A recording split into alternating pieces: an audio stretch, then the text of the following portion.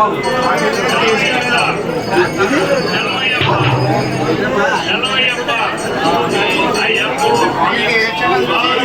శ్రీ స్వామియే శరణయ్యప్ప. ఓం శ్రీ స్వామియే శరణయ్యప్ప. అయ్యప్ప స్వామివారి తాంత్రిక విధానం, పూజా విధానం.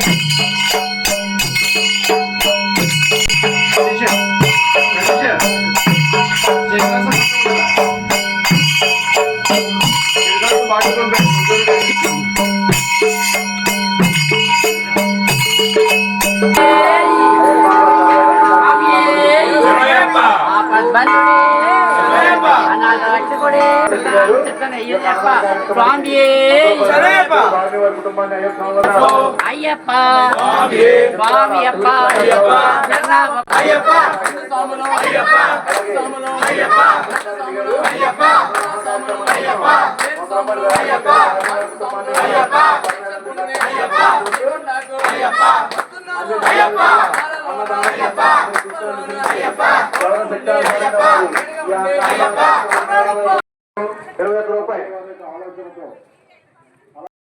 స్వామివారి అలాగే దేవస్థానం అనపర్తి గ్రామం, తూర్పు గోదావరి, ఆంధ్రప్రదేశ్. ఇక్కడ జరుగుతున్నటువంటి ఈ కార్యక్రమాలు ఈ రోజు కావు. 1981లోనే అనపర్తి గ్రామంలో రాష్ట్రంలో 2వ దేవాలయంగా మనకు నిర్మించుకోవడం జరిగింది స్వామిని 1981లో. అప్పట్లో మనకు 18 లేవు కాబట్టి కాస్త లోటుగా అనిపించి మళ్ళీ 2012లో స్వామివారి ఆలయాన్ని పునర్నిర్మించుకోవడం కోసం సంకల్పించి చక్కగా శంకుస్థాపన మహోత్సవ కార్యక్రమాన్ని జరుపుకున్నాం. అలాగే 2014లో స్వామివారిని పునర్ప్రతిష్ఠ మహోత్సవ కార్యక్రమాన్ని జరుపుకున్నాం.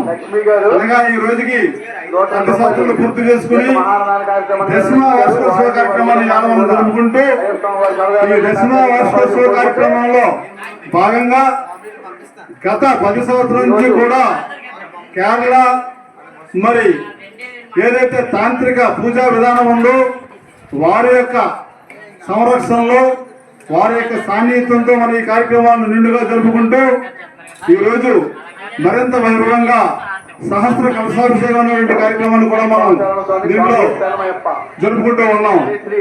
ఈ సహస్ర కలశాభిషేకానికి 5,000 రూపాయలు ఒకసారి మనం రిజిస్టర్ చేయించుకున్నట్లయితే దేవస్థానం ఉన్నంత కాలం అనగా ఆచరణార్థం ఈ యొక్క గోత్రనామంతో ఈ కార్యక్రమాన్ని జరపకూడదని కమిటీ వారు మనకు హామీ ఇవ్వడం, అవి చాలా దండిగా మార్చుకోవడం జరుగుతూ ఉంది. ఈ యొక్క కార్యక్రమాలు ప్రతి సంవత్సరం కూడా అన్నట్టుగా జరుగుతాయి. కాబట్టి మనం ఉన్నా లేకపోయినా, వచ్చినా రాకపోయినా ఈ యొక్క సహస్ర కలశాభిషేకం మనం ఇచ్చిన ఆ యొక్క పేర్లు ఏవైతే ఉన్నాయో ఆ గోత్రనామంతో జరుగుతాయని అందరికీ తెలియజేస్తూ ఈ గుడి నిర్వహణ సుమారు 6 కోట్లతో మనం నిర్మించుకోవడం జరిగింది.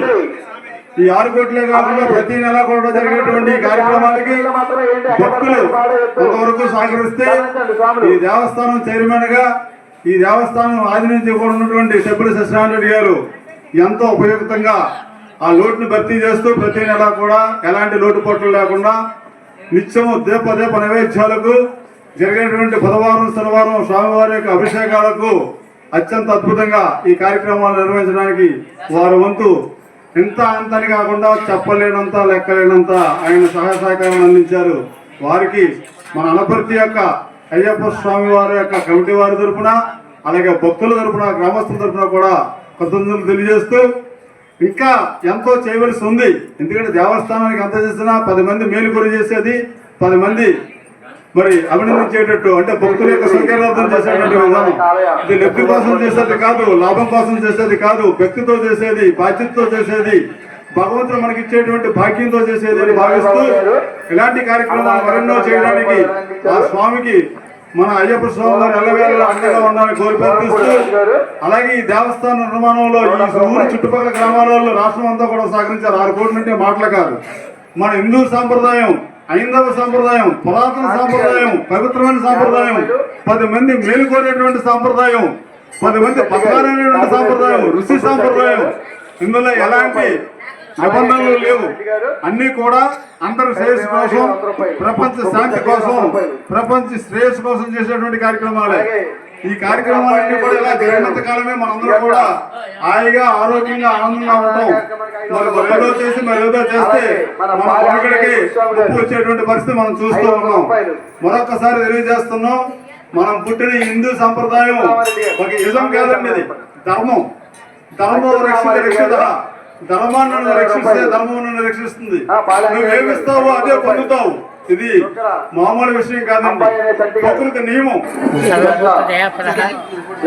మహాబాబు సాకేతభ్యో నమో నమః. మరి శ్రీ శ్రీ శ్రీ అయ్యప్ప స్వామి దేవాలయం మన హైందవ ధర్మాన్ని కాపాడడానికి 1982లో ప్రారంభించారు. అలాగే 2012 స్థాపన జరిగింది. మరి వాళ్ళపూర్ తర్వాత అనుమతిలో 2 స్థానాలు. మరి ప్రతి సంవత్సరం వందలాది మంది మాలధారులు ప్రతి బుధవారం, శనివారం, సోమవారం చక్కగా స్వామివారికి మరి అభిషేకాలు చేయడం, ప్రతి నెల లలితా పారాయణ, విష్ణు ధర్మం కోసం, హిందూ ధర్మం కోసం పారాయణ పెట్టడం, నామంలో ధ్యానం. అనేక మంది వచ్చి రోగత్త ముచ్చట రోగత్ రోగాలు నివారణ అవే, కళ్యాణం అవలైన కళ్యాణం కూడా.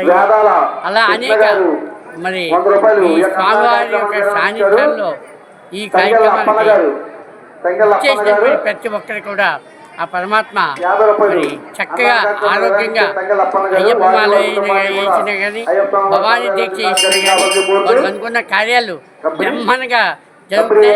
ఇంత గొప్ప దేవాలయం అనేక అంచేత ఏడాదికి ఒకసారి అయ్యప్ప స్వామి కానీ, భవానీ మాల కానీ చేసి ధన్యత చేసి మన ధర్మానికి కాపాడుకోవాలని సనాతన ధర్మం స్వామి శరణప్ప.